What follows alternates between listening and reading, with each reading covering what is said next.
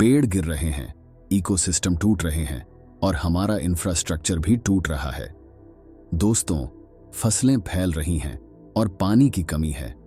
पृथ्वी एक मुर्दा ग्रह बन रही है। एक अच्छी समय पर वस्तु खरीदने के लिए कभी भी बेहतर मौका नहीं था। लेकिन कौन सोच सकता है वस्तु में, जब लोगों को अपने घर से निकालने, अपने बिस्तर से उठने और सांस लेने की छुट्टी नहीं मिलती। सभी जानते हैं कि सूरज बड़ा है, मेरा मतलब इसे लगभग 15 करोड़ किलोमीटर दूर से देखो। दोस्तों, बस सोचो अगर आप उसके पास खड़े होते।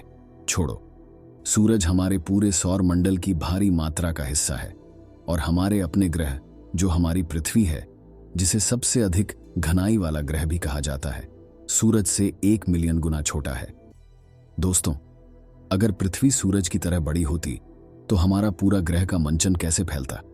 महाद्वीप विस्तारित हो जाते, जहां लोगों की अधिकांश आबादी से जीवन की गुणवत्ता को रोक रही है, और एक अच्छे टुकड़े जमीन खरीदना आज के ग्रह पृथ्वी पर से ज्यादा सस्ता हो सकता है।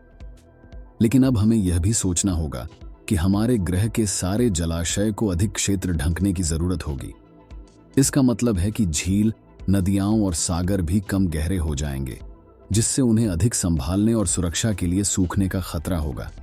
सहयोग भारी जलाशयों से धन की कमी होगी, क्योंकि अधिक शुष्क जमीनों से अधिक गर्मी मिलने वाली है, जो ठंडक की जरूरत है।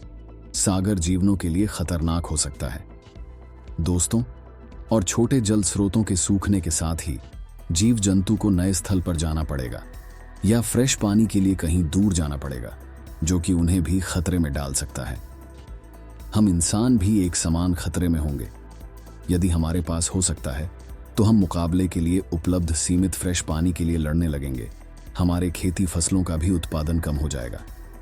खाद के वृद्धि के लिए कुछ मान लिया गया है और वह गुरुत्वाकर्षण पुल को दुरुस्त करता है। हमारा विश्व यदि सूरज के समान बड़ा होता तो फिर तो हमारे पूरे सौर मंडल का संहार नहीं होगा, बल्कि हमारी पूरी सोलर सिस्टम में व्यस्त किया जाएगा। सोचो दोस्तों, पृथ्वी सूरज के समान बड़ी होती तो चाहे किसी भी रूप में तुम मून को खो देना केवल स्वाभाविक होता। लेकिन अगर किसी ग्रह का अधिक मन हो तो इसका भी अधिक गुरुत्वाकर्षण पुल होगा। इस केस में पृथ्वी पर गुरुत्वाकर्षण 28 गुना तेज होता है। हम आपको इसके प्रभावित होने के तौर पर कैसे छोड़ेगा, इसे एक पल के लिए छोड़ो। सबसे पहले बड़ा पैमाना देखते हैं। दोस्तों, हमारे सौर मंडल का वर्तमान गति कारण उसके घनाई वाला कारण होता है। इसके गुरुत्वाकर्षण पुल दूसरे ग्रह को अपनी कक्षा में धकेल देता है।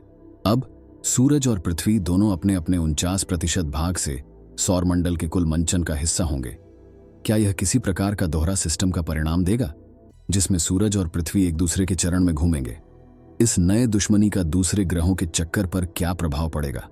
और क्या अधिक गुरुत्वाकर्षण पुल का हमारे ग्रह पर बहुत सारे एस्ट्रॉयडों का प्रभाव पड़ेगा? तो एस्ट्रॉयडों से ज्यादा चिंता करने लायक बातें होगी। दोस्तों, हमारे सैटेलाइट्स भी शायद पृथ्वी पर गिर जाएंगे, जबकि इमारत और पुल बढ़कर और भी दबाव का सामना करेंगे।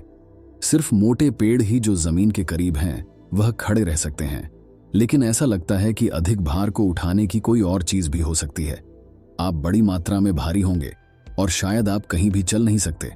सोचो, अगर आप अब 50 किलोग्राम का भार लेते हैं तो सूरज की तरह बड़े पृथ्वी पर आपको लगेगा कि आप 1400 किलोग्राम का भार ले रहे हैं। दुख भरा ट्विस्ट यह है कि गुरुत्वाकर्षण बढ़ने पर समय भी धीरे धीरे चलेगा। दोस्तों, तो शायद आप लंबी उम्र जी सकते हैं, लेकिन यह बहुत लंबी जिंदगी हो सकती है, जो कि दर्द और तकलीफों में बीती जाती है। भगवान का शुक्रिया है कि हम इस भयंकर सपने से जाग सकते हैं, क्योंकि पृथ्वी कभी भी सूरज की तरह बड़ी नहीं होगी। वास्तव में हमारा ग्रह असल में छोटा होता जा रहा है। हमारा वायुमंडल बहता है और इस तरह से हम रोजाना कई सौ टन को अंतरिक्ष में खो देते हैं।